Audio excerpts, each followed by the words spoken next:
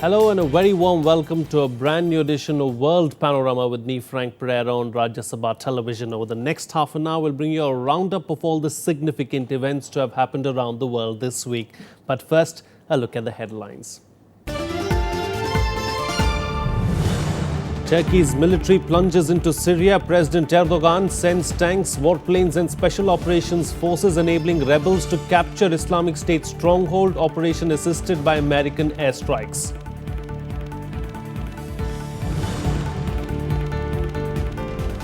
North Korea provokes America and its allies yet again. North test fires submarine launched ballistic missile off its east coast. Kim Jong-un declares it as the country's greatest success.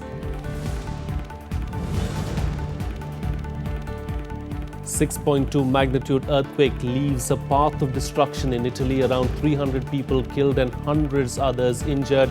Country mourns the dead, declares emergency in the regions worst hit by the quake. And armed militants attack American University of Afghanistan in Kabul. 13 people, including 7 students, killed, over 50 injured. Government says attack orchestrated from Pakistan. Well, our top focus on World Panorama this week. Turkey sent tanks, warplanes and special operations forces into northern Syria on Wednesday, enabling Syrian rebels to take control of an important Islamic State stronghold within hours. The operation, assisted by American airstrikes, is a significant escalation of Turkey's role in the fight against the Islamic State. Here's a report.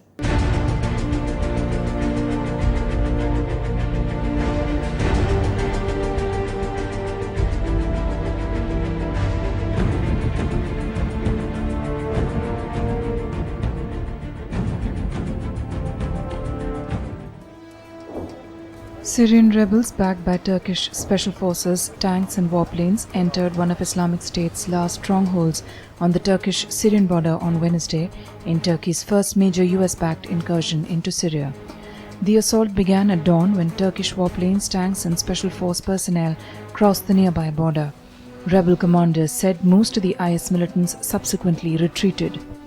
Addressing a press conference later in the day, Turkey's President Tayyip Erdogan said the Free Syrian Army seized state buildings and official institution buildings in the town.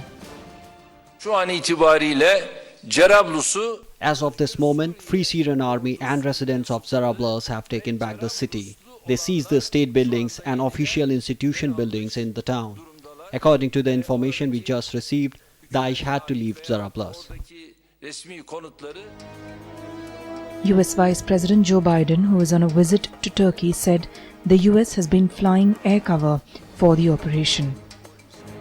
He also warned members of the Syrian Democratic Forces that they had to return to the east of the river Euphrates if they wanted to continue receiving its help. We believe very strongly that the Turkish border must be controlled by Turkey, that there should be no occupation of that border by any group whatsoever, other than a Syria that must be whole and united, but not carved in little pieces. Making the highest-ranking visit to Ankara by a Western official since the failed Turkish coup on 15 July, Biden also sought to dispel any doubts about America's solidarity with its NATO ally. We hope to continue to work with Turkey closely on continued operations that will root out Daesh, but we're supportive of the operation. Joe Biden was in Turkey to try and reset relations strained by the fallout from last month's failed coup attempt. Turks felt they did not get a clear message of support from Washington on the issue. The Turkish government is also upset by America's alliance with Kurds in northern Syria. It believes they are linked to Turkish Kurds who are battling with Ankara. The US finds the Syrian Kurds an effective force against Islamic State militants, but the Turks fear the alliance is helping them gain territory for an autonomous zone along the Turkish border. Wednesday's offensive had 2 immediate goals: to clear Islamic State militants from their remaining border stronghold and to roll back recent advances by Syrian Kurdish militia. Bureau Report, Rajya Sabha TV. Well, joining me for a chat today to talk about this is Waiel, Awwad, West Asia expert. Thank you so much for joining me on the program. You know, as far as the entire situation along the Turkey-Syria border is concerned, Turkey initially took a soft stand towards the Islamic State because they were very worried about the Kurds in the area. And now suddenly we've seen them going and bombing Islamic State strongholds on the border. Well, I think the Turkish plan is already been exposed long time ago because the Turkey have its Islamic project in the region. They have created IS, so they cannot fight because they entered the city without firing a bullet. So the Jarablus was immediately cleared, and they have given the other unit of the armed rebels, which they have already generated from the Turkestan, from the Uyghurs of China, from the Uzbek, from all these groups. They have joined hand and replaced them, what they call them as the moderate rebels, away from Al-Nusra, which is Al-Qaeda affiliated group. So it's a clear indication that the Turkish plan in Syria is to have an incursions, to take a small enclave like we are now fighting Turkey at the Iskenderun province, which was given by the French. Now the American give them a piece of cake. It's a clear indication it's an aggression, it's a violation of the UN Charter, and it is aggravating the situation because of this. The American and the Turkish have taken advantage of the situation in Syria, and this is a clear invasion of a country without any UN Security Council resolution on this. You know, is Turkey also, on the other hand, very worried about the Kurds in Syria because the Kurds have their own agenda in Turkey? So is that on the back of the mind of Erdogan, and is he also trying to send out a message to the Kurds in Syria? Look, the crisis in the Arab world in the West Asia has been created since 1994 when the United States have put the plan of clean and break.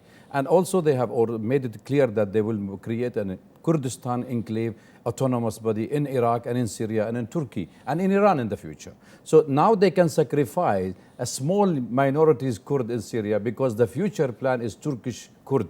And that is why they dragged Turkey into this plan. If you look at the history background of what happened with the USSR in Afghanistan, how the CIA and how the United States dragged the foot of the USSR into Afghanistan, a similar fashion, Turkey is being dragged into this quagmire of the Syrian war, and they were going to face the same music of disintegration in the near future. So therefore, Turkey is facing the music now and will face it longer because Erdogan policy was in the region zero problem with neighbors. He had problem with all the neighbors. Now he's trying to set up his house in order. He's trying to show his de facto Khalifa, where he's trying to dominate in the region by now saying closer to Israel, coming to Syria, coming in terms with the Russian, coming in terms with the Iranian, coming in terms with the Israeli and the American. It's difficult situation. He put himself in a very, very dire situation where he will face the music of his own in the near future.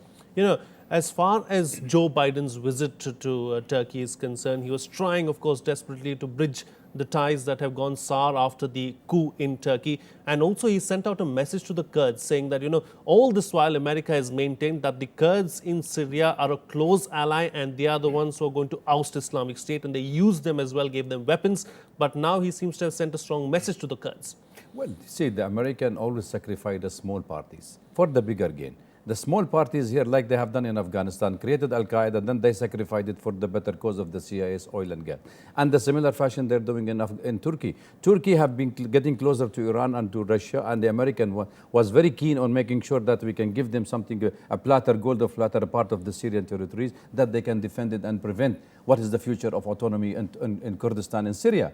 Because the two Kurds in Syria were fully supported till date by the United States, and in fact they were encouraged even to attack the Syrian army. Yes. And that is why they have been used. And don't forget that you keep watching what will happen in Kurdistan of Iraq, because they are also against the American policy of betraying them. So the American always try to finish their allies in a very short tactical manner in the bigger game.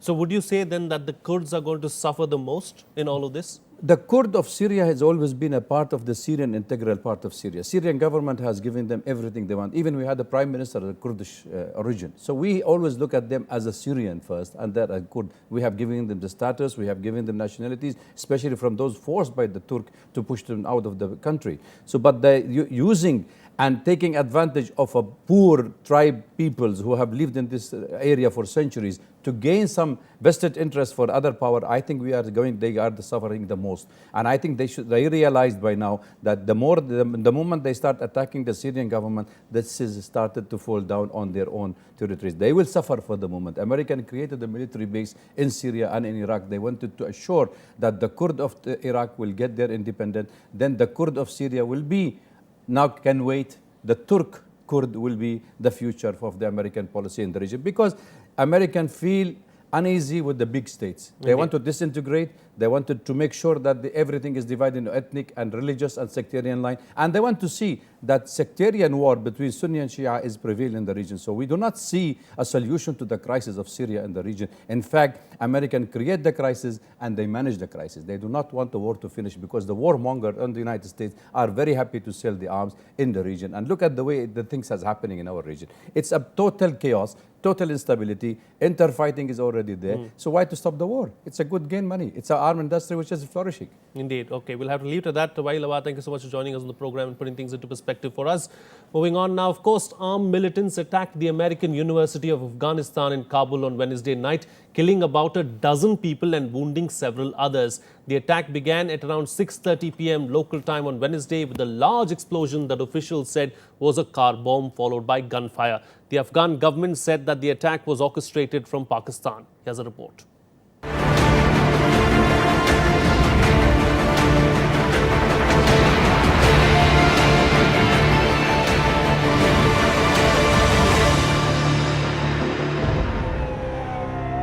About a dozen people, including 7 students, were killed in an attack on the American University in Kabul that sent hundreds of students fleeing in panic. The assault finally ended when 2 gunmen were shot dead. The attack began at around 6:30 p.m. local time on 24th of August with a large explosion that officials said was a car bomb, followed by gunfire, as suspected militants battled into the complex where foreign staff and pupils were working. A car suicide bomber blew up the western wall of the American Afghan University yesterday evening. Following the explosion, 2 other attackers entered the university building. Our security forces, especially the emergency forces, immediately took action, and fortunately our forces managed to rescue nearly 750 students in the early hours and save their lives. Elite Afghan forces surrounded the walled compound and eventually worked their way inside. Kabul Police Chief Abdul Rahman Rahimi said that 7 students, 3 policemen and 2 security guards were killed during the attack, the second incident involving the university this month. The US said it was closely monitoring the situation in Kabul following the university attack, and that forces from the US-led coalition were involved in the response in an advise and assist role. Anytime we see innocent civilians, whether they're Americans or Afghans or other innocent people of any nationality in an international city like Kabul, in harm's way, we're of course deeply concerned about that. And the security situation inside of Afghanistan is still one that is concerning. So it certainly is something that we're monitoring closely. Terrified students recounted barricading themselves in classrooms or jumping from the 2nd floor in order to escape. Most appeared to have got away. The insurgents threw hand grenades at us, but we covered ourselves under the desks in order to save ourselves from shrapnel. Then we all jumped down from the window of the 2nd floor and escaped. We were at the gym inside the university when the attack took place. There is a safe room inside the men's fitness club. We all stayed there until 1:30 a.m. Then the security forces came in and rescued us. Islamist militant groups, mainly the Afghan Taliban and a local offshoot of Islamic State, have claimed a string of recent bomb attacks aimed at destabilizing Afghanistan and toppling the Western-backed government of President Ashraf Ghani. No one has taken responsibility for the university raid. It was the 2nd time this month that the university or its staff had been targeted. 2 teachers, an American and an Australian, remain missing after being abducted at the gunpoint from a road nearby on 7th of August. Bureau Report, Rajya Sabha TV. Well, it's time for a short break now, but on the other side, devastating earthquake leaves a trail of destruction in Italy. Hopes paid of finding more survivors, and Prime Minister concedes rebuilding quake-ravaged towns is going to be a daunting challenge. That and much more still to come. Stay tuned. We'll be right back.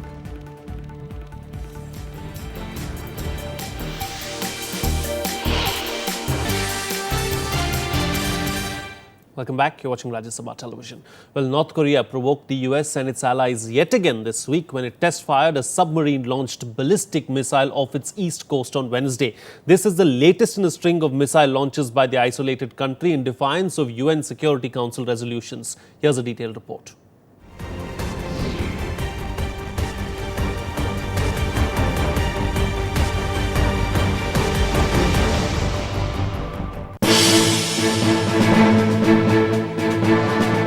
South Korean officials on Wednesday said a North Korean ballistic missile fired from a submarine flew about 500 kilometers in the longest flight by that type of weapon, a range that can place much of South Korea within its striking distance. Earlier this morning, North Korea once again fired a submarine-launched ballistic missile. The South Korean military believes the missile's flight technology appears to have reached a significant level and can be deployed within 1 or 2 years. North Korea's state media said its leader Kim Jong-un supervised the test firing and declared it the greatest success which put the country in the front rank of nuclear military powers. Seoul officials condemned the launch as an armed protest against the start of annual South Korean-US military drills that North Korea calls an invasion rehearsal. The launch was also the latest in a series of missile, rocket and other weapon tests by North Korea, which is openly pushing to acquire a reliable weapon capable of striking targets as far away as the continental US. The missile fired from a submarine off the eastern North Korean coastal town of Sinpo landed in waters between the Korean peninsula and Japan. The US Strategic Command said it tracked the North Korean submarine launch of the presumed KN-11 missile into the Sea of Japan. This is the first time that North Korea's missile landed in Japan's air defense identification zone. This poses a grave threat to Japan's security and is an unforgivable act that damages regional peace and stability markedly. I firmly protest against North Korea with its unforgivable action in obvious defiance of UN Security Council resolutions. The 500-kilometer distance is longer than ones recorded by other submarine-launched missiles launched by North Korea and puts most of South Korea within its range, although North Korea already has a variety of land-based missiles that can strike South Korea and Japan. The North's acquiring the ability to launch missiles from submarines would be an alarming development because missiles fired from submerged vessels are harder to detect in advance. The US Strategic Command statement said the North Korean launch did not pose a threat to North America, but that the US military remains vigilant in the face of North Korean provocations. The United States strongly condemns North Korea's latest submarine-launched ballistic missile launch. We call on the DPRK to refrain from actions and rhetoric that further raise tensions in the region and focus instead on taking concrete steps towards fulfilling its commitments and international obligations. A South Korean Foreign Ministry statement said that the government strongly condemns the launch and added it will continue to work with the international community to deploy effective sanctions and pressure against the North. Our government is strongly condemning North Korea for making a series of provocations, including the nuclear test and ballistic missile launches, despite the repeated warnings by the international society. Then again firing the SLMB, which violates the UN Security Council resolution. North Korea fired 2 missiles from submarines earlier this year, but South Korean defense officials believe they exploded mid-air after flying fewer than 30 kilometers. Wednesday's launch comes 2 days after the US and South Korea began their 12-day Ulchi Freedom Guardian exercises, prompting North Korean threats of retaliation. Before the launch, North Korea warned that the joint military exercises were pushing the Korean peninsula to the brink of a war and asked for an urgent meeting of the UN Security Council. The launch also comes at a time of intensified animosities between the rival Koreas over the defection of a senior North Korean diplomat in London and a US plan to install a sophisticated missile defense system in South Korea. Bureau Report, Rajya Sabha Television. Well, a state of emergency was declared in the regions worst hit by Wednesday's quake in Italy as the death toll went past 250. The number could rise further with rescue teams still clearing the rubble of flattened towns. Prime Minister Matteo Renzi conceded reconstruction is going to be a huge challenge.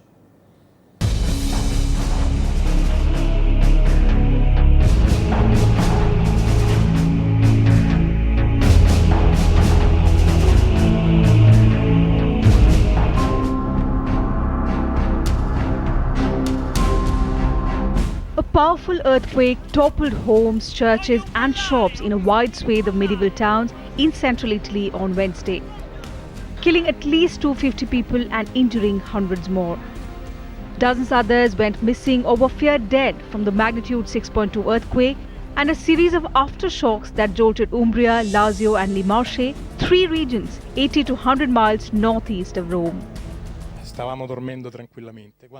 We were sound asleep. Suddenly we heard a horrifying sound. Then the bed started to shake. All the doors on the cabinets opened and started to shake as well. All the walls collapsed and the windows shattered. It was horrifying. Rescue teams using bulldozers and aided by townspeople with their bare hands were seen pouring through the piles of rock, metal and wood looking for possible survivors. The police said they could hear cries for help from under the rubble but lacked the heavy equipment to move the rocks. We are still using sniffer dogs units as the starting point in the search and rescue operations, and we are putting everything we have out in the field in order to continue the search operations. We are still working towards finding as many people as possible alive.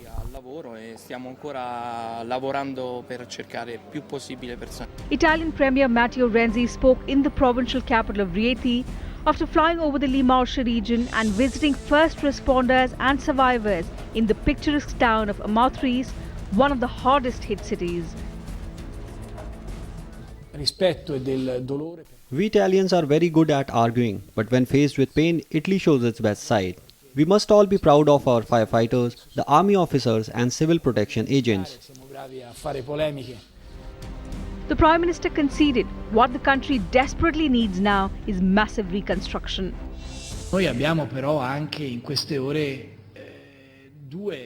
In these hours, we need to think about reconstruction. Despite living in a time of tears and of pride, we cannot forget that we have a moral commitment towards the men and women of these places.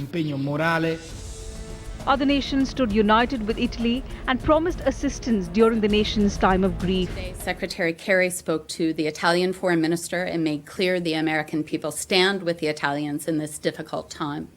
He offered any U.S. assistance Italy may require and pledged to stay in close contact as search, rescue and recovery efforts continue. We will be ready to do everything we can to help Italy if needed. And our thoughts are with the people of the region in Italy. Italy is no stranger to deadly quakes. In May 2012, a pair of earthquakes killed dozens of people in northern Italy, while in April 2009, a 6.3 magnitude quake hit the Aquila region of central Italy, killing 295 people. The earthquake on Wednesday struck an area close to the 2009 earthquake. Bureau Report, Rajya Sabha TV. Well, much else has unfolded around the world this week. Here's a roundup of the other international news of the week in Globe Watch.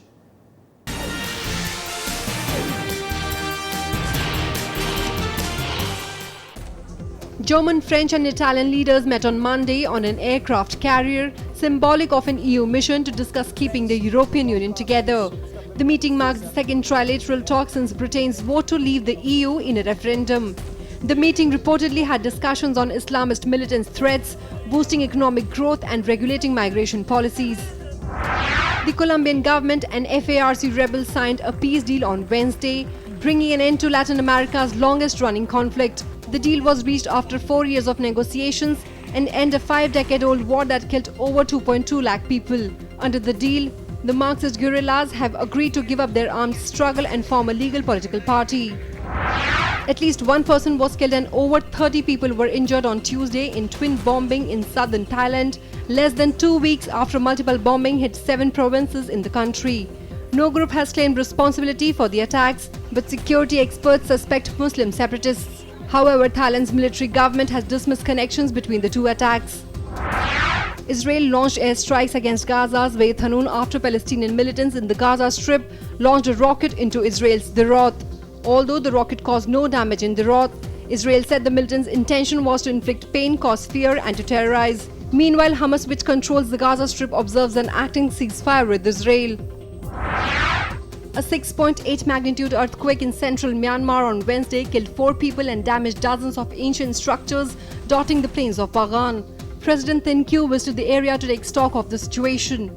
Bagan's spectacular plain has more than 2,200 pagodas, temples, monasteries and other structures on it, most left over from the city's heydays between the 11th and 13th century, when it was the capital of the regions that went on to form modern Myanmar.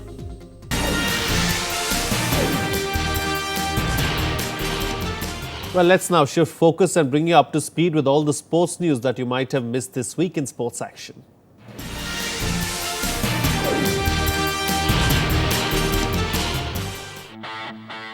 In another setback to Russia, the Court of Arbitration for Sport has banned it from next month's Rio Paralympics because of a state-sponsored doping program. The decision to exclude Russia's entire Paralympics team was initially made on August 7th by the International Paralympic Committee. The decision means at least 250 Russian competitors are set to miss the September 7th to 18th event. Rio police has claimed that emails have been found linking International Olympic Committee member Pat Hickey and the head of a company alleged to have illegally resold Olympic tickets. Police said that they have uncovered emails discussing tickets between Hickey and Marcus Evans, head of THG Sports, dating back to 2010. Hickey was arrested last week but has not yet been charged. He has denied any wrongdoing. After India drew the 4th test against West Indies, Pakistan topped the ICC test rankings for the first time since the ranking system's introduction in 2003. With the 2-2 test series draw against England last week, Pakistan had moved to the second spot, their previous best ranking. But after the 4th test between India and the Caribbeans was washed out, Pakistan leapfrogged India to take the top spot. Pakistan is only the 5th team to top the test rankings. Sri Lankan top-order batsman Tilakaratne Dilshan announced that he will retire from international cricket after the ongoing series against Australia. Dilshan, who retired from tests in 2013, is the 4th Sri Lankan to reach 10,000 runs in ODIs. Dilshan will play his last ODI against Australia on Sunday, while his final T20 will be against Australia on September 9th. Manchester City advanced to the Champions League group stage after defeating Romanian football club Steaua Bucuresti 1-0 in the playoff match on Wednesday. Fabian Delph scored the lone goal of the match as he headed in a Jesus Navas cross. Manchester City had finished 4th in the Premier League last season and therefore had to play in the playoff. They have been drawn in the same group with Barcelona for the upcoming league season.